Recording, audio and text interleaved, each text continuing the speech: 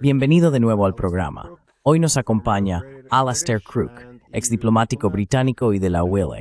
Recomiendo a todos seguir su Substack, Conflicts Forum, y me aseguraré de dejar un enlace en la descripción. Muchas gracias por dedicar su tiempo. Un placer. Muchas gracias por invitarme a su programa.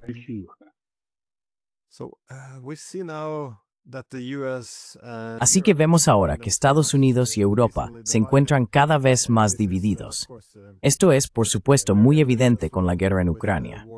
Estados Unidos está presionando a Zelensky para que acepte concesiones a cambio de un acuerdo de paz, mientras que los europeos parecen animarle a resistir. Usted fue negociador y también trabajó para la dirección de la UE. ¿Cómo interpreta esto?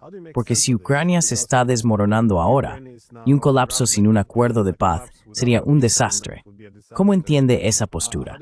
Siempre me pregunto por qué hay una resistencia tan feroz a aceptar cualquier condición o concesión.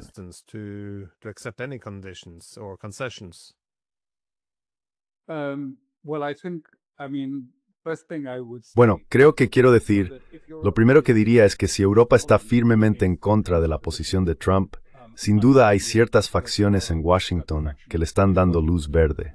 En mi experiencia, estas cosas no ocurren de la nada.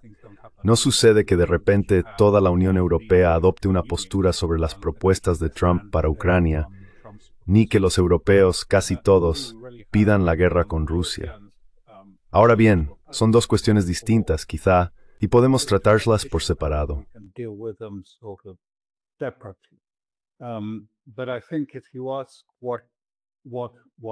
Pero creo que si preguntas qué ocurrió, bueno, quiero decir, se puede retroceder mucho, hasta el siglo XIX y más allá, en la relación de Europa con Rusia. Pero más recientemente, creo que realmente tenemos que fijarnos en el periodo de la administración Biden. Y eso coincidió con una época en la que la Unión Europea tenía lo que llamaban una brecha democrática. No era democrática, todavía no lo es. Pero entonces era bastante evidente que existía una brecha democrática. Pero también había una brecha de identidad, porque quiero decir, ya sabes, una tecnocracia no da a los europeos corrientes una identidad. Es simplemente, ya sabes, un sistema que regula. No es algo por lo que uno vaya y en cierto modo se sacrifique, la burocracia de Bruselas.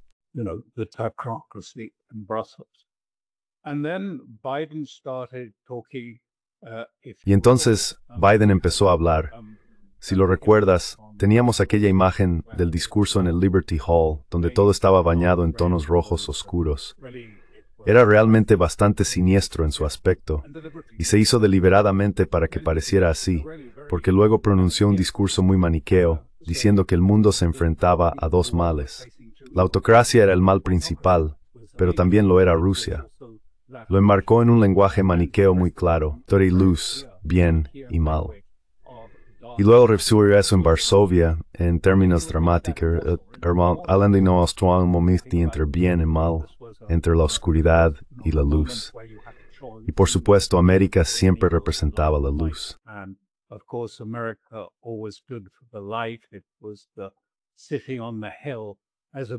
Era la ciudad sobre la colina, un faro para el mundo. Y Rusia era esa fuerza oscura que había que resistir. Poco después hubo un discurso de von der Leyen, y prácticamente repitió ese discurso. Dijo casi lo mismo. Ya sabes, esto era luz y oscuridad, totalmente en términos maniqueos. Y creo que en Europa estaban ocurriendo varias cosas. En primer lugar, de repente esto proporcionó a Europa los componentes que le faltaban. Aquí había algo que podía darles valores. En realidad no existía un valor europeo.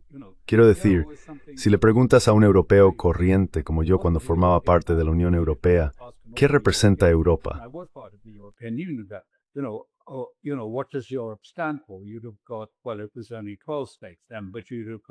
Habrías obtenido, bueno, entonces solo eran 12 estados, pero habrías obtenido muchas respuestas diferentes al respecto. Y aquí había algo en torno a lo cual se podía reunir a Europa, si se quiere, una especie de valor moral de luchar contra la autocracia, contra la tiranía, y a favor de la luz, el progreso y la visión. Creo que eso se adoptó entonces como una especie de identidad para Europa.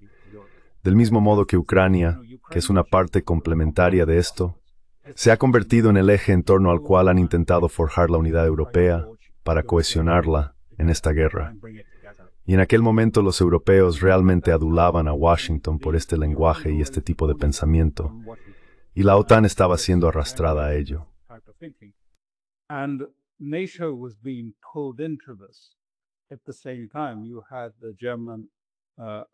Al mismo tiempo, la ministra de Asuntos Exteriores alemana, Baerbock, daba discursos en Nueva York diciendo que Alemania había abandonado la idea de cambio a través del comercio. Quería armas, quería músculo militar, quería formar parte de su proyecto.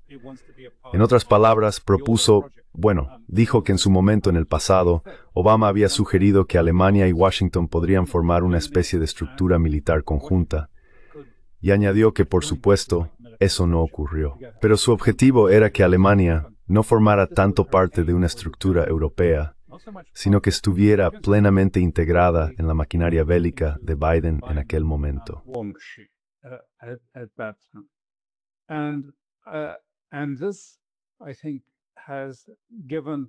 Y creo que esto se ha desarrollado en la Unión Europea con el tiempo. Y ya sabes, el maniqueísmo tiene una especie de componente mesiánico. Creo que los líderes europeos se han vuelto bastante mesiánicos en esta búsqueda de la luz, de la lucha contra la autocracia y el mal. Y ahora parecen dispuestos, hablan de ir a la guerra contra Rusia. Están apareciendo todas estas declaraciones extrañas del ministro de Defensa alemán y de otros, diciendo que, habrá guerra con Rusia en 2028. No, puede que incluso sea el año que viene.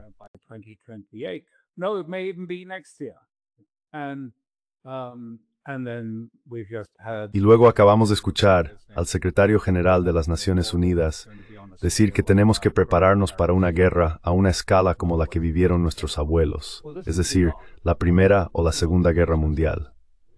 Esto es absurdo, quiero decir, no tiene ningún sentido. Y creo que también es sumamente peligroso. Pero esto es lo que está ocurriendo, creo yo.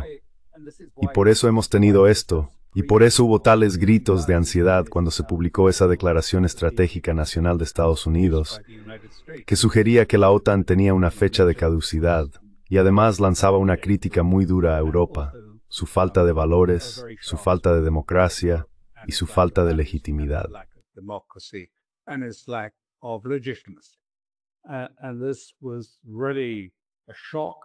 Y esto fue realmente un shock. Y creo que algo que ellos, aunque sabían que había tensiones con la administración Trump, no creían que serían criticados de esta manera. Así que lo que vemos que ocurre, esencialmente, es que la NSS, la Declaración Estratégica, socavó de hecho toda esa narrativa de una guerra maniquea entre la oscuridad y la luz, porque decía no, nuestra prioridad estadounidense es restablecer la estabilidad con Rusia, restablecer una relación estable en Rusia inestable en Europa con Rusia. Justo lo contrario iban intentando sugerir y proponer.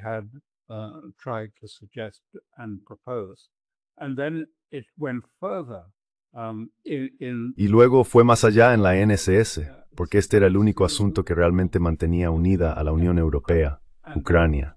Y allí la NSS también dijo que estábamos trabajando hacia una solución para Ucrania. Así que eliminó todo lo demás y dejó a las élites europeas, no al pueblo de Europa, sino a las élites, completamente desprovistas de la identidad a la que querían aferrarse, de la legitimidad de todo el proyecto. Todo estaba siendo desmantelado en esta NSS. Y así regresaron a ello y lo persiguieron con una especie de celo demoníaco, intentando llegar a extremos extraordinarios, incluso ilegales, para tratar de detener a los rusos. Ya no están paralizados.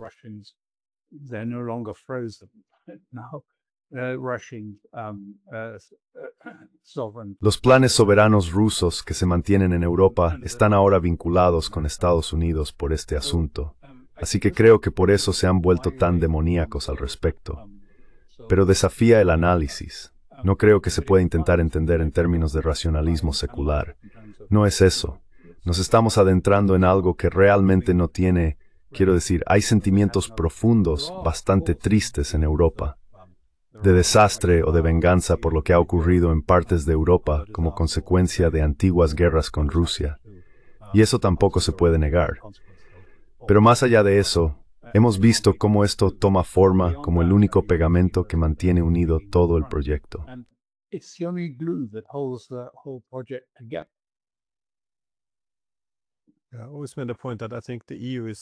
Siempre he señalado que creo que la UE es un poco más vulnerable a este maniqueísmo también, porque es una forma conveniente de mantener la unidad entre 27 Estados miembros. Si todo se plantea como una lucha entre el bien y el mal, la oscuridad y la luz, entonces es más fácil llevar a todos en la misma dirección. Quiero decir, una vez que se introducen diferentes matices de gris, es más fácil que las cosas empiecen a fragmentarse según intereses contrapuestos.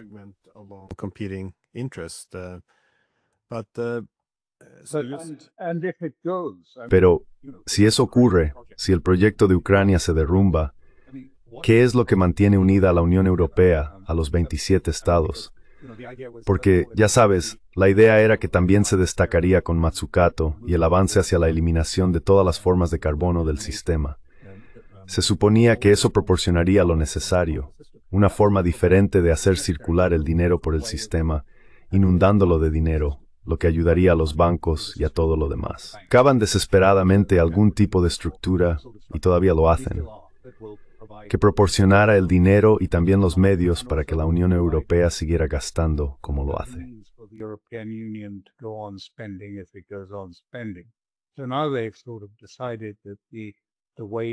Así que ahora han decidido, más o menos, que la manera de restaurar su economía es a través del gasto en defensa, y en grandes cantidades. Creen que eso mejorará la economía y estimulará el crecimiento en Europa. Bueno, por supuesto que no es así. Quiero decir, el gasto en defensa es notable. Sí, ya sabes, las acciones de algunas empresas de defensa subirán porque se obtendrán beneficios. Pero ¿qué ocurre? Se producen tanques y a menos que haya una guerra, simplemente se quedan en un almacén. No contribuyen en absoluto al bienestar económico general de la comunidad. Lo mismo sucede con otras partes de ese gasto. Así que ya sabes, la economía real en realidad no se ve afectada.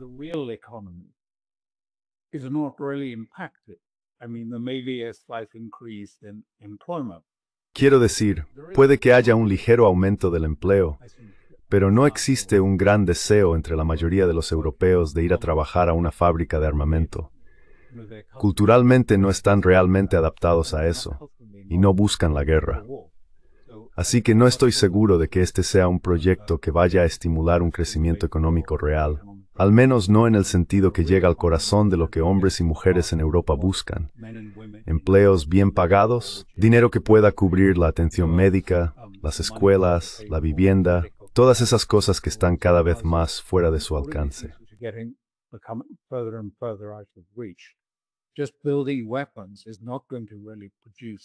El simple hecho de fabricar armas no va a generar realmente ese tipo de mejora en el bienestar de la gente común.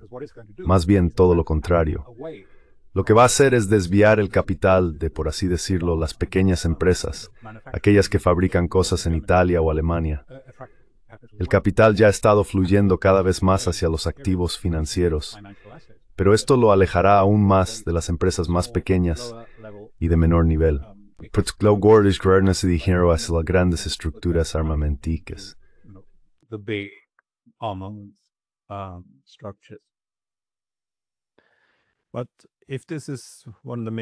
Pero si este es uno de los principales factores, que las élites europeas sienten que, si pierden la guerra en Ucrania, ellas también caerán, ¿significa eso que toda esta nueva retórica bélica, el discurso de que debemos estar preparados, de que nuestros hijos deberían morir en la guerra, todo este lenguaje tan oscuro, no es solo retórica destinada a enviar señales a los rusos?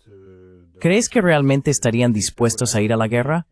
Porque incluso existiu, les promenies, strang.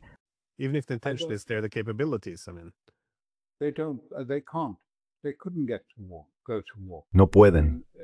No tienen capacidad, no podrían ir a la guerra. Quiero decir, no hay dinero, los arsenales están vacíos. Francia y el Reino Unido realmente no tienen los medios. Europa no puede producir, por así decirlo, el material bélico. Para una guerra con Rusia estaríamos hablando de un ejército de 1 millón de personas, quizá 1,5 millones. Quiero decir, no es factible, no hay dinero, no hay gente y no hay nada en los arsenales de Europa. Simplemente no es práctico. Hay dos factores más que influyen en esto, por favor. Uno es que, en mi opinión, los jóvenes europeos no piensan culturalmente en ir a la guerra, ni desean hacerlo.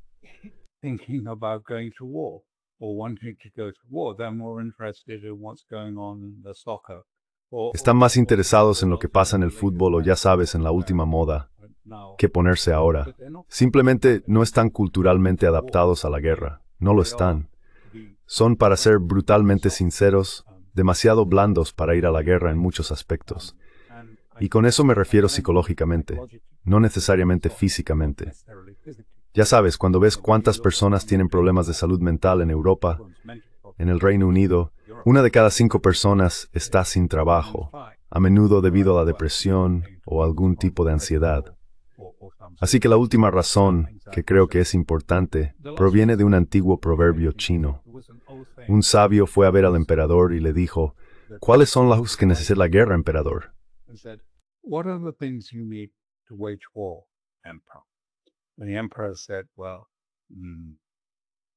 Y el emperador dijo, bueno, comida, armas y confianza.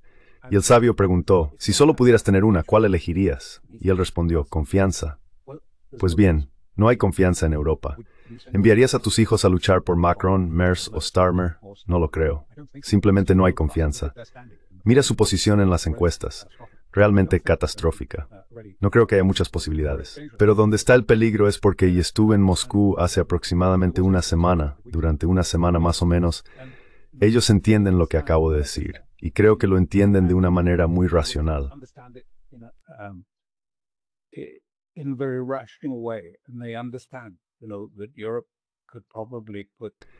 Y entienden, ya sabes, que Europa podría probablemente desplegar, como máximo absoluto, entre 100.000 y 150.000 hombres sobre el terreno para combatir, lo cual está muy lejos de ser suficiente para enfrentarse a un gran ejército como el de Rusia. Lo entienden, pero siguen volviendo a la pregunta que planteaste. ¿Por qué oímos guerra, guerra, guerra? Y creo que entienden, por tanto, que de lo que hablamos no es realmente de una guerra como, ya sabes, decía Lutero en tiempos de nuestros abuelos, con millones de campesinos.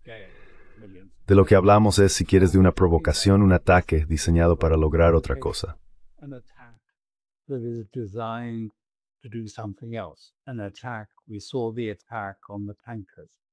Un ataque. Vimos el ataque a los petroleros en el Mar Negro. Hemos oído todas las quejas sobre, ya sabes, los drones que supuestamente son rusos y que perturban los aeropuertos, lo cual ha resultado ser un disparate. Y luego, ya sabes, las amenazas sobre un avión que vuela por ese canal tan estrecho en el Báltico y Estonia saliendo del Golfo, que ellos afirman que forma parte de su zona económica.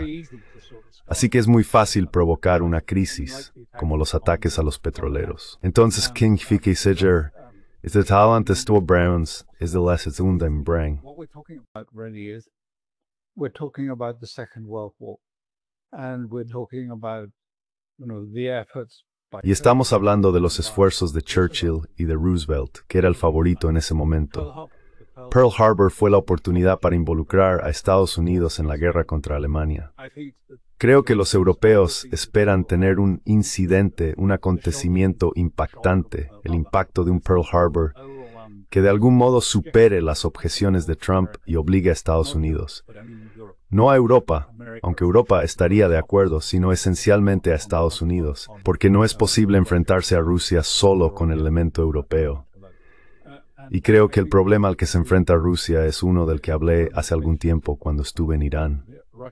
Is one I discussed some time ago when I was in Iran, is this, and it was really outlined to me by... Y Abdollahian, que era el ministro de Asuntos Exteriores fallecido en aquel accidente de helicóptero, me lo explicó claramente. Si lo recuerdas, la dirección de Irán, decía él, tenía que caminar por una línea muy fina entre la disuasión y la diplomacia. Hay que hacerlo bien, porque si te inclinas demasiado hacia la disuasión, podrías provocar una respuesta agresiva. Pero del mismo modo, si te inclinas demasiado hacia la diplomacia, eso se percibiría como una muestra de debilidad y podría dar lugar a una respuesta militar que aprovechara esa debilidad. Así que era algo muy delicado. Y creo que ya sabes, este es el debate que Rusia tiene que afrontar. Amenazas de inmediato con armas nucleares. do you immediately go up and threaten nuclear? Or do you find a sort of intermediate ¿O encuentras algún tipo de etapa intermedia en la que puedas subir por la escalera de la escalada paso a paso sin llegar hasta el final? Podrías ir directamente al grano y decir, bueno, ya sabes, si esto continúa, si sigues atacando los petroleros en el Mar Negro, vamos a usar armas nucleares, o algo por el estilo. Pero no creo que Rusia quiera hacer eso, y tampoco creo que Irán quiera acabar en un conflicto de ese tipo. Es un equilibrio difícil. Vimos a Putin hacer eso, creo, con bastante claridad. Dijo, si esto continúa, nuestra primera respuesta será atacar los puertos de Ucrania en el Mar Negro y los destruiremos. La segunda etapa, dijo, sería aislar a Ucrania, dejarla sin salida al mar, cortarla por completo.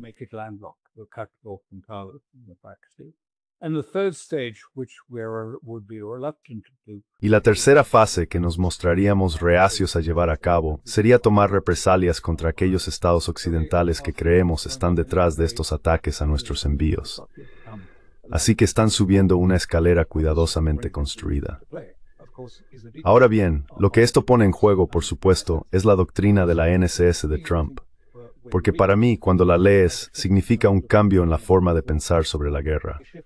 Un alejamiento de lo que podrías llamar el gran proyecto militar simbólico, el proyecto del portaaviones nuclear, y una orientación hacia un conflicto diseñado para impedir que el símbolo y la arquitectura de un sistema alternativo lleguen a existir. En otras palabras, para determinar qué viene después.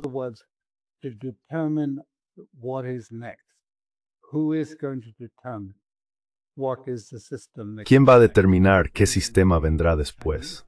¿Va a ser un sistema de tipo chino, un sistema de tipo ruso, o va a ser el sistema de libre comercio de Adam Smith y de América? Fue muy interesante. En la NSS había en realidad una referencia a esto.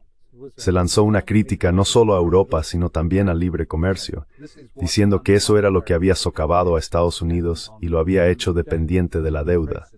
El sistema de libre comercio, y había una especie de referencia indirecta al sistema americano, el que realmente era diferente en el siglo XIX. De hecho, Trump comentó sobre ello porque se trataba de aranceles, de proteger las industrias, de utilizar un sistema para, por así decirlo, protegerse y hacer crecer la propia industria.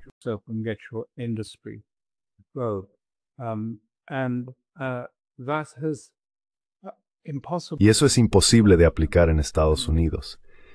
Quiero decir, Trump puede decir que era un buen sistema y que si se quiere, valida los aranceles.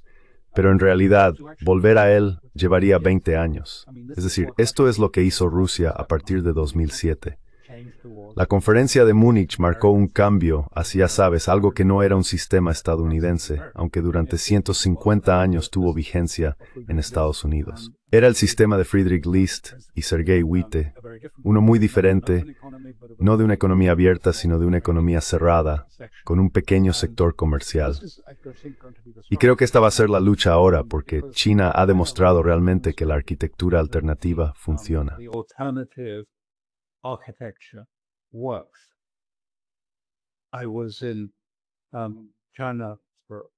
Estuve en China una semana a principios de este mes y es realmente impresionante lo que han conseguido hacer. Creo que no se comprende del todo, no solo en términos de industria, sino en un sentido más amplio. Lo que hicieron fue, ante todo, observar lo que le estaba ocurriendo a Rusia. Vieron cuándo se impusieron las sanciones y los aranceles, cuándo se atacó al rublo bajando el precio del petróleo. En un momento incluso llegó a ser negativo. Vieron todo eso y, al igual que Putin, decidieron que la autosuficiencia era la única respuesta. Tenemos que ser completamente autosuficientes y alejarnos de la dependencia de Estados Unidos. Y lo han conseguido.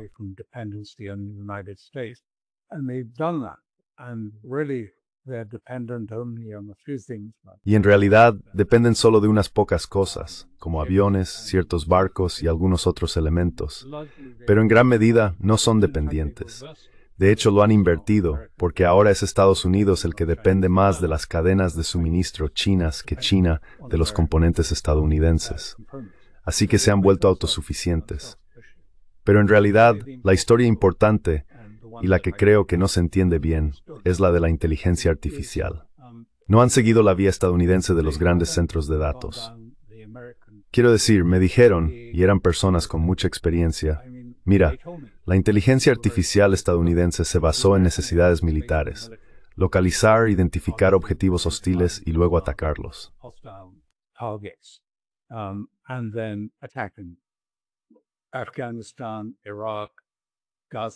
Afganistán, Irak, Gaza, todos sabemos cómo se está utilizando la IA de esta manera, para determinar quién en Gaza podría tener alguna conexión con Hamas, basándose en el análisis de comunicaciones y movimientos. Todo esto requiere enormes centros de datos y cantidades masivas de información. Y los chinos dicen, bueno, ¿qué van a hacer los estadounidenses cuando tengan todos esos datos? Quiero decir, no es necesariamente información buena. Vimos que va a esta es errónea cuando vengan. Nosotros, mismos al fit, en realidad hemos fundido la IA en aplicaciones sencillas para la industria. En cierto modo es una forma de automatización y robótica.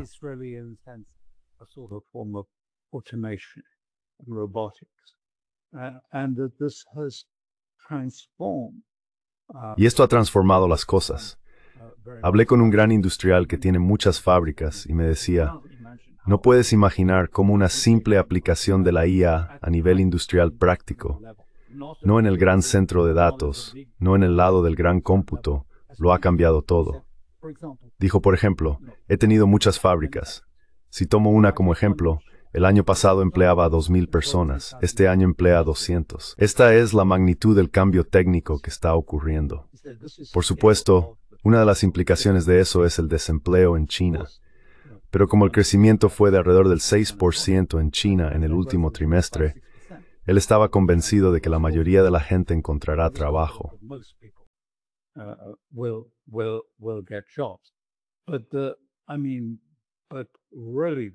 Pero, quiero decir, lo realmente sorprendente fue cuando dijo que ya sabes, lo que esto ha hecho por China es que en realidad tenemos deflación de precios, porque nuestras industrias son ahora mucho más eficientes y competitivas. Estamos avanzando por un camino de deflación de precios mientras que Occidente está en un ciclo de inflación. Y el significado era evidente. ¿Cómo puede Occidente vender a China cuando China ha logrado un cambio tan enorme en su competitividad? No veo cómo eso va a ser posible. Así que ahora están en una posición muy fuerte y creo que se sienten bastante seguros en esa posición. Así que, cuando miras eso, vuelven a mirar a Occidente y su enorme inversión en IA y dicen que ya sabes, creemos que hubo una gran reunión y discusión sobre la IA justo antes.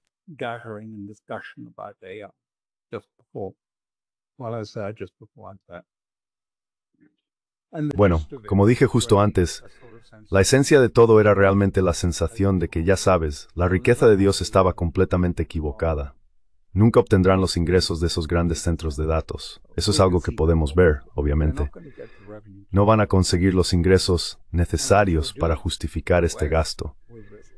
Y lo que estáis haciendo en Occidente con esto es, en realidad, dejar sin inversión a las pequeñas fábricas y a las pequeñas empresas, porque ahora toda la deuda está contraída y todo el dinero se está canalizando hacia, ya sabes, el magnífico salto adelante, los grandes gigantes de la IA de Estados Unidos. Pero vosotros no tenéis botones. Y el punto que él planteaba, el industrial dijo, mírame, es decir, he implementado, por así decirlo, una especie de IA difusa a nivel operativo y tengo ingresos.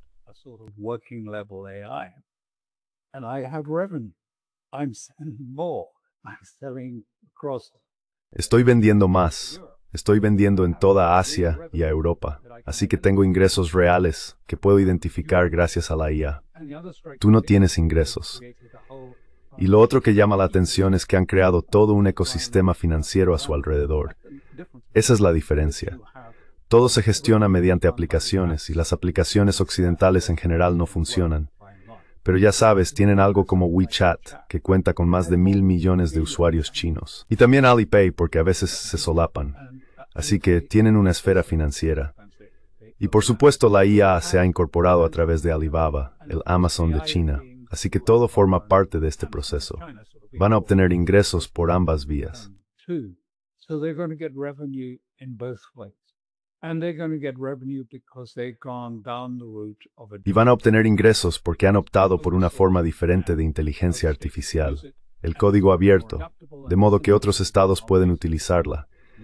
Es mucho más adaptable y sencilla porque no se basa en enormes cargas de datos ni en gigantescos hangares llenos de ordenadores, como en el sistema occidental. Así que este es, por así decirlo, el gran logro, la autosuficiencia. Tienen una posición altamente competitiva. Tienen la ventaja y nosotros la hemos perdido. Quiero decirlo claramente, ellos tienen la ventaja en todos estos aspectos y tendrán aún más ventaja porque al final del día prosperan. Because at the end of the day, they believe, I'm not an expert in AI, but they strongly No soy un experto en IA, pero creo firmemente que su enfoque hacia la IA será el que domine en Asia y los BRICS. El modelo occidental, con su pesada carga de datos y sensores, consumirá demasiada inversión y acabará por colapsar. Ya lo veremos. Pero por eso están tan seguros de sí mismos. Entonces, ¿cómo se relaciona esto hoy? Pues bien, creo que Venezuela muestra cómo se relaciona ahora mismo. Porque Maduro, este pasado verano, hizo a Trump una oferta sin precedentes. Es decir, puede esta minería de oro, el petróleo y el trituror a las empresas estadounidenses, socios para partir en la economía. Haré torea. in the economy. I will do all of that. You can invest and in oil industry. Puedes invertir en la industria petrolera, puedes invertir en todo. Y fue realmente un sacrificio completo de, si se quiere, los recursos y la soberanía de Venezuela. Puedes tenerlo todo, puedes formar parte de todo, les dijo a las empresas estadounidenses. Algunas empresas estadounidenses aún estaban allí. Una en particular nunca abandonó Venezuela. Pero esa era la oferta. ¿Y qué obtuvieron de Trump? Él lo dijo públicamente, pero no puedo explicarlo. Una negativa rotunda. No. Bueno, ¿por qué haría eso? ¿Por qué diría Trump que no cuando podía obtener todo lo que supuestamente quería? Los recursos de Venezuela para respaldar el sistema financiero sobreapalancado de Estados Unidos, tomar todos esos recursos y hacer que las empresas estadounidenses volvieran a entrar y se los quedaran. American companies swimming back in and taking them. Why would he say no? And ¿Por qué diría que no? is it actually La respuesta, creo, está en realidad escrita en la NSS, donde afirman que estamos entrando en una era de zonas de influencia, áreas de influencia, si se prefiere. Y en Estados Unidos está claro que América Latina y el continente americano en su conjunto van a ser la esfera de interés de Estados Unidos. Prácticamente los va a incorporar, formará parte de los intereses estadounidenses. El resto, Europa, Asia y Oriente Medio, se va a ceder en franquicia a aliados en distintos lugares, con una tarifa por la operación de franquicia que irá a Estados Unidos, junto con el dinero necesario para que estén allí. the money that they were required to pay their gas. But what this is the De lo que se trata esto es de que en la NSS se dice que solo habrá una, por así decirlo, empresa en las áreas donde tengan influencia y control. El párrafo dice, expulsaremos cualquier infraestructura que pertenezca a otra potencia. Y por supuesto, en noviembre lo que ocurrió fue que Venezuela firmó un acuerdo en la exposición de Shanghái con China, un acuerdo de arancel cero. Además, una empresa china privada, no estatal sino privada, acordó realizar una inversión a 20 años en la economía venezolana, abarcando muchos sectores. Una inversión enorme. Personas sobre el terreno, personas que la proporcionan. Sería realmente una inversión masiva por parte de China. huge investment by China, and that was signed at the Shanghai. Y eso se firmó en la Expo de Shanghái. ¿Qué significa esto entonces? Lo que realmente estamos viendo es que Trump está diciendo, mirad, ya sabéis, estos chinos, esta gente, no se trata del petróleo. El petróleo es fungible. Y él dijo no al acuerdo con Maduro. Dijo no, no lo voy a hacer. En su lugar, dijo algo así como, formad una auténtica flota de buques de combate. Lo que está diciendo es que no vamos a tener esta infraestructura, la infraestructura. Está especificado en la NSS. No permitiremos la infraestructura de otros en nuestra esfera de interés. No vamos a tener préstamos chinos. No vamos a tener, por así decirlo, tecnología china. No vamos a aceptar corredores chinos. No vamos a aceptar puertos ni otra infraestructura construida por los chinos.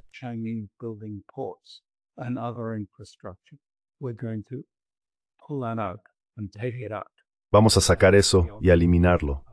Será solo infraestructura estadounidense. Este es el nuevo, por así decirlo, diseño, el nuevo modelo. Nuestro modelo va a ser el modelo estadounidense, no el chino. Esta es la guerra de la arquitectura. Quieren mantener la arquitectura estadounidense y no permitir, por así decirlo, que este modelo alternativo se afiance en América Latina, y van a imponerlo en otros lugares. Entonces, ¿qué están haciendo todos esos barcos? Bueno, no sé si van a actuar contra Venezuela o no. Lo dudo un poco. Creo que están allí para detener y desmantelar la infraestructura de China, Rusia e Irán, que ya está bastante arraigada en Venezuela.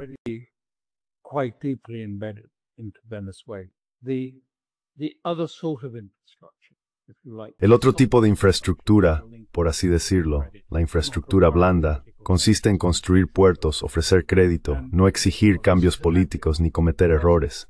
A eso se dedican. Y ya sabes, esto es una táctica, porque los estados que adoptan este tipo de arquitectura no están obligados, por así decirlo, a seguir los detalles de la política exterior estadounidense. No están obligados a perseguir el dólar. Y en el caso chino, no lo hacen. Existe un sistema financiero alternativo, y por eso me quedó tan claro cuando estuve en China. Mira, ese sistema que te describí, WeChat, Alipay y todo lo demás, podrían desplegarlo en toda Asia Central así de rápido. Quiero decir, ya está ahí. Ya está ampliado a 1.000 millones de personas que lo usan en China. Podrían extenderlo por toda Asia Central, creo, sin mucho problema. Pero lo están haciendo con mucha suavidad y cautela. Así que creo que está la siguiente fase del conflicto.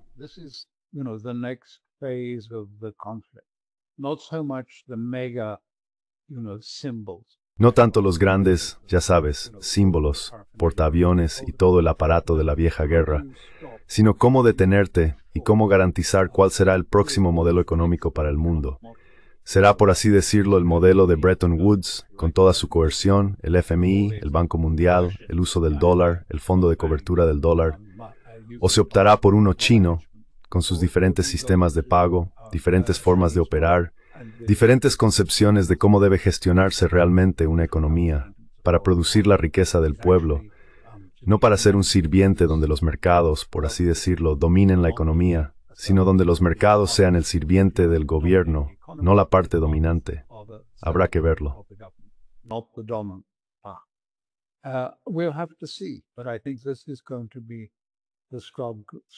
Pero creo que esta va a ser la lucha en este periodo. Y lo que ocurra con Venezuela podría ser muy grave, porque no creo que China simplemente diga, oh, vale, de acuerdo, y se retire. Esto va a ser muy simbólico para el futuro, muy simbólico para los BRICS, muy simbólico para cómo otros países lo verán y dirán, bueno, esto es importante. Así que creo que hacia ahí nos dirigimos, hacia una especie de guerra diferente, por así decirlo. Porque Trump está intentando, lo dijo primero en su discurso en Riyadh y está escrito en la NSS, avanzar hacia una geopolítica transaccional basada en los negocios. Geopolítica basada en los negocios. Quiero decir, ¿qué significa eso?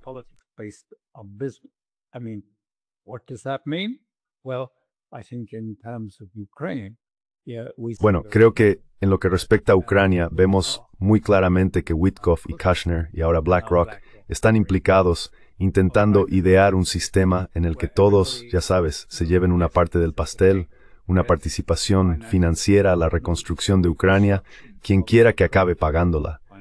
Se repartirá de modo que las distintas partes interesadas obtengan su parte del negocio de una forma u otra. Quiero decir, es muy parecido, bueno, todos podemos imaginarlo, al origen de esto, que es exactamente cómo se gestiona el sector inmobiliario en Nueva York. Tienes un terreno y quizá alguien que va a impedirte construir una gran torre allí. Tienes otro terreno y quieres compensar a esa parte interesada, y la otra parte interesada será el contratista, las autoridades locales, y así sucesivamente.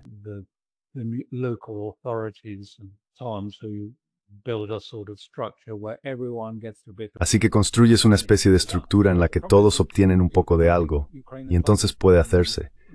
Pero el problema es que ya sabes, no creo que Ucrania sea así.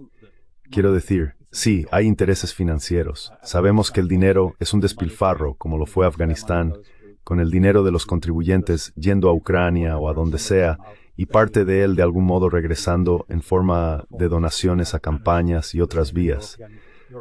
Y en Europa es igual. Sí, existe esa parte. Pero hay algo más. Rusia y de seguridad hermética, no un acuerdo, no un trato financiero. Es lo que quieren. They want that. Europe wants to make sure that Europa quiere asegurarse de que Rusia sea derrotada de forma humillante y de que no vuelva a ser un actor en Europa. Debe ser debilitada para que no pueda resurgir.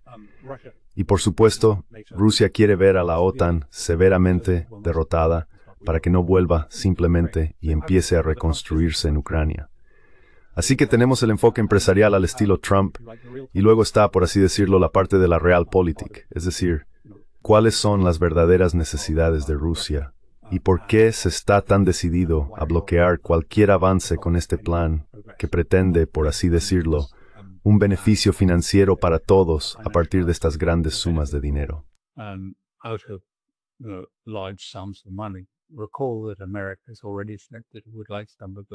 Recuerda que Estados Unidos ya ha dicho que le gustaría quedarse con parte de los activos rusos congelados, unos 100.000 millones de eso, y que los utilizará para la reconstrucción de Ucrania. Y, por supuesto, se quedarán con un porcentaje de los beneficios, o lo hará BlackRock, o quien sea.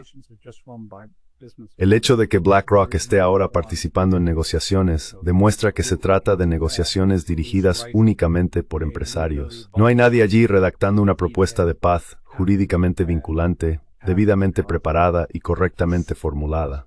Es un acuerdo, no un tratado legal propiamente dicho. Eso es lo que quiere Rusia, y por el momento no se ha conseguido.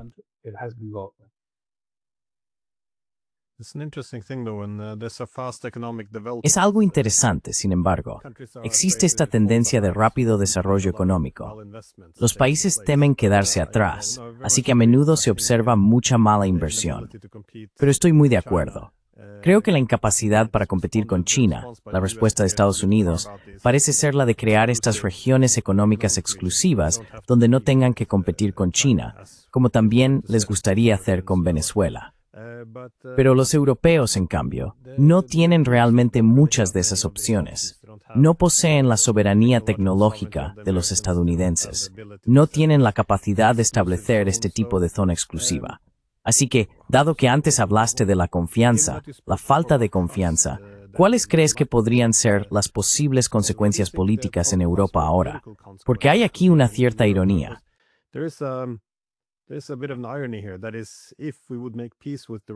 Es decir, si hiciéramos las paces con los rusos, eso significaría abordar las causas subyacentes, es decir, la arquitectura de seguridad europea.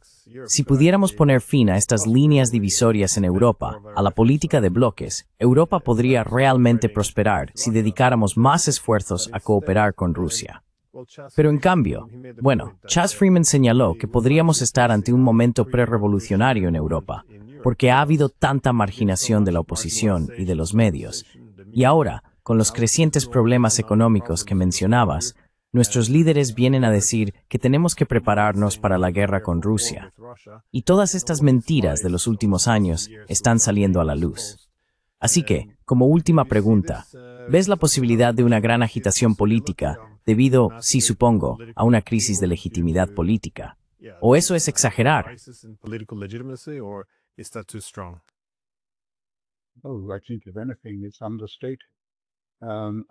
Creo que si acaso está subestimado. Absolutamente. Quiero decir, el liderazgo europeo ha puesto a Europa en una situación catastrófica. Conoces los detalles y la gente que está viendo esto también, estoy seguro. El modelo económico de Europa se ha derrumbado. El nivel de vida de los europeos se está desplomando. Hay una enorme tensión en otras áreas como la inmigración, y todos los puentes políticos de salida han sido destruidos deliberadamente por la Unión Europea y su insistencia en un cordón sanitario. Son simplemente partidos centristas, a menudo minoritarios. Y ya sabes, el NSS tenía toda la razón en eso. No es ni democrático ni particularmente legítimo. democratic nor particularly legitimate. And the whole process, I mean, has been so badly Y todo el proceso se ha gestionado tan mal que Europa se enfrenta a una situación catastrófica. Está en malos términos con China, en malos términos con Rusia y en malos términos con Estados Unidos, al menos con esta administración. Sé que pueden estar esperando que pronto haya un nuevo presidente, pero la esperanza no es una estrategia. Mientras tanto, han renunciado a su propia energía a cambio de gas natural licuado estadounidense extremadamente caro. Es un desastre. Y es la respuesta a tu pregunta, ¿qué se puede hacer? Es muy evidente. Si protestas en Europa serás reprimido, y reprimido violentamente.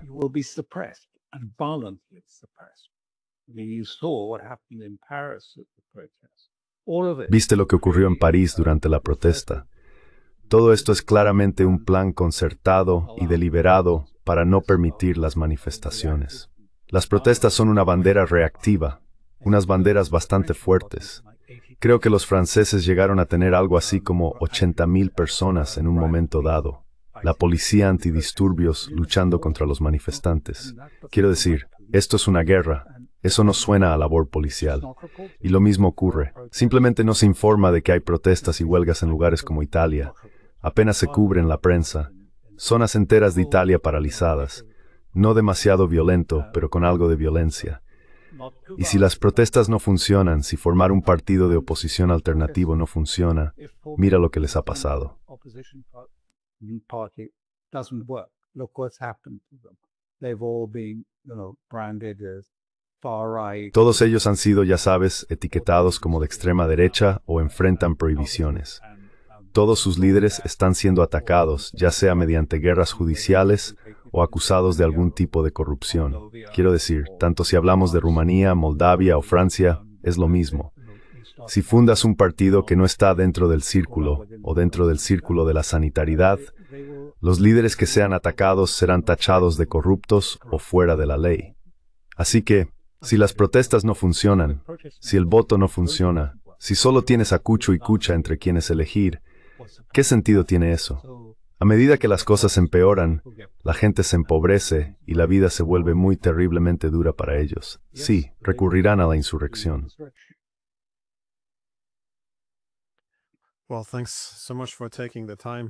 Bueno, muchas gracias por tomarte el tiempo. Ya no es un momento divertido en Europa. Realmente quería preguntarte sobre esto, porque cada vez que hablo con alguien, la pregunta principal siempre es, bueno, ¿qué están haciendo los europeos? Porque siempre hay cierta comprensión hacia los estadounidenses. Pueden entender a los rusos, pueden entender a los ucranianos, pero los europeos siempre son un poco un enigma, lo cual es una buena señal de que quizá los líderes europeos estén actuando en su propio interés nacional. Y ya sabes, porque están desesperados. And, because they're desperate. I mean, they're going to lose everything by having made these bad decisions. Quiero decir, van a perderlo todo por haber tomado esas malas decisiones. Van a perder lo único, el pegamento que mantenía unida a la Unión Europea. Van a perder su credibilidad. Habrán perdido su modelo de negocio. Se enfrentan a una crisis financiera y al colapso del nivel de vida de sus electores. Es una situación muy poco envidiable. No es de extrañar que redoblen sus esfuerzos en su desesperación, esperando contra toda esperanza que ocurra algo, que Trump comes retriumph de lo que sin duda ve tambornen you de view balls. Va a ser un periodo muy incómodo. Bueno, gracias de nuevo. Gracias.